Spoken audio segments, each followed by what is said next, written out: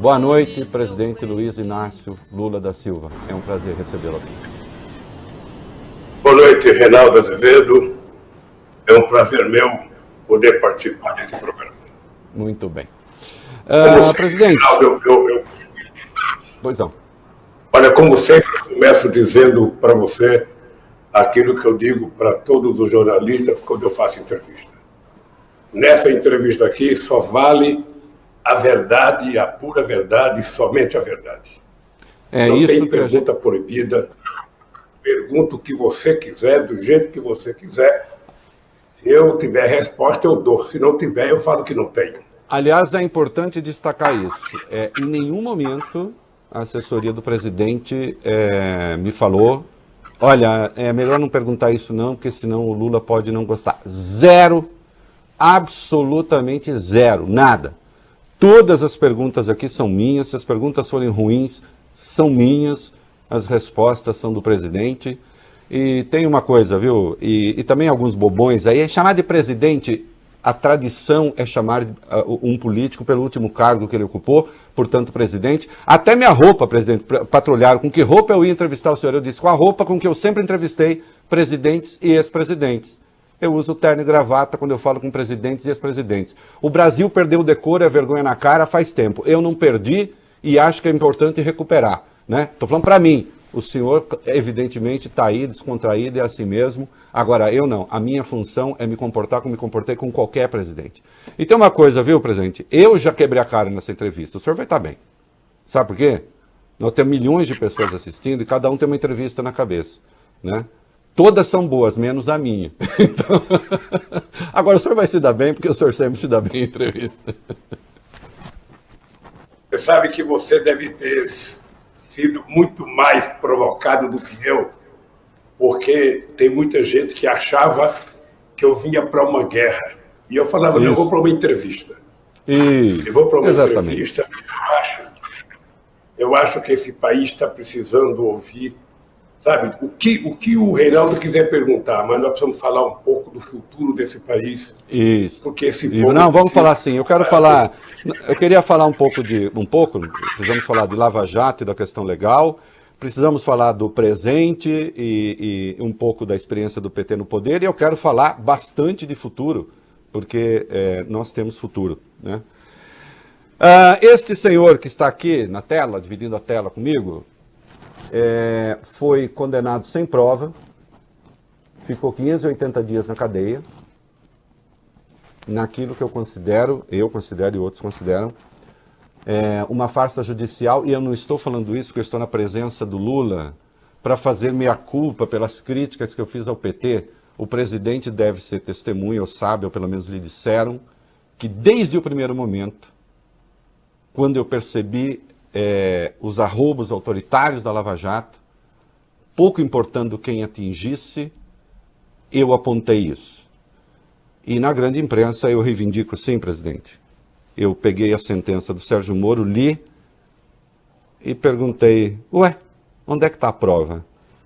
Não tem prova, e já que hoje a audiência é formidável, eu vou manter meu desafio.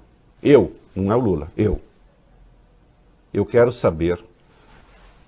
A pergunta pode ser dirigida ao Sérgio Moro, ao TRF4, à quinta turma do STJ, aos jornalistas todos que aderiram ao lavajatismo. Mandem para o e-mail do tio Rei em quais páginas da sentença do Moro estão as provas contra o Lula. Eu quero as provas contra o Lula, não as ilações contra o Lula. O Ministério Público denunciou uma coisa, tem que ter a prova. Não tem. E essa é a minha primeira pergunta. Como é ter sido uma das pessoas mais influentes do mundo? O senhor foi, né? Poucos criticavam, eu era um deles. E acordar na cadeia. Como é que é esse contraste? Eu quero saber a sua primeira noite. O senhor dormiu na cadeia, a hora que o senhor acordou, o que o senhor sentiu? Veja, há uma coisa que eu vinha dizendo antes de ser preso. Quando começou o processo da Lava Jato, eu tinha consciência de que o objetivo da Lava Jato era tentar encontrar um pretexto para tentar tirar o Lula da política. Isso eu sempre tive na cabeça. Então, houve várias mentiras. Antes de dizer como é que eu acordei, quando eu fui prestar depoimento para o Moro, não sei se você está lembrado, eu falei para o Moro, vocês estão condenados a me condenar, porque vocês deixaram a mentira longe demais. Você não sabe a frustração que eu tive, que eu esperava que o Dallagnol fosse na audiência. Porque foi ele que fez a história mentirosa do PowerPoint, foi ele que montou a história do quadrilhão, que muito setor da imprensa vendeu como verdade, e depois o quadrilhão foi anulado na Justiça Federal de Brasília.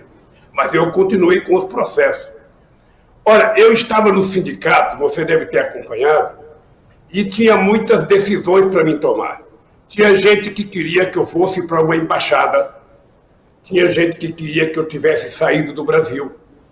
E eu tomei a decisão, Reinaldo, de não sair do Brasil, de não ir para a embaixada, porque eu já tenho bisneto, e eu não queria que aparecesse uma fotografia minha no jornal, sabe, me chamando de fugitivo. Então eu resolvi, tomei a decisão de ir para a Polícia Federal em Curitiba, sabe, de livre e espontânea vontade, porque eu queria provar lá dentro que eles eram mentirosos. E graças a Deus, Reinaldo, graças a Deus, eu digo sempre que eu tenho sempre a mão de Deus ou da minha mãe guiando meus passos, porque eu sou um homem que não costuma acumular ódio dentro de mim. E quando eu cheguei na cadeia, eu fiquei pensando, não é possível que essa gente tenha inventado uma mentira, sabe, sem prova nenhuma, porque não tinha uma vírgula. Eu tenho desafiado, Reinaldo, o mundo para mostrar uma prova de acusação contra mim. Bem, aí eu tomei a decisão de ir para lá. Quando eu cheguei lá, fui conversar com o delegado, fui para a sala com o advogado, arrumei minha cama. O cara queria que eu tirasse meu cinto, o cadastro do sapato. E eu falei, cara, eu não vim aqui para me enforcar. Eu vim aqui para provar que o Moro é mentiroso. Eu vim aqui para provar que a força-tarefa da Lava Jato, e eu não confundo nunca com o Ministério Público, porque o Ministério Público é uma instituição que eu aprendi a respeitar há muitos anos. Agora, eles têm que ser sérios para merecer respeito. O cidadão que tem autoridade, que tem um procurador-geral, ele não pode agir como criança. Ele não pode agir de forma messiânica. Ele tem que acusar quando ele tiver prova. Quando ele tiver prova, ele denuncia para a imprensa. Mas antes de ter a prova, não pode fazer o que eles fizeram comigo. Então, eu cheguei lá, falei para o cidadão, não vim aqui para me enforcar, eu vim aqui para provar que eles são mentirosos. E dormi tranquilo. Eu ainda disse para ele, eu vou dormir mais tranquilo do que o Moro vai dormir. Sem uma ajudazinha, sem um remédio, sem nada. O senhor deitou e dormiu? Deitei e dormi. Eu sou bom de cama. Eu sou bom de cama, eu deito e dormi.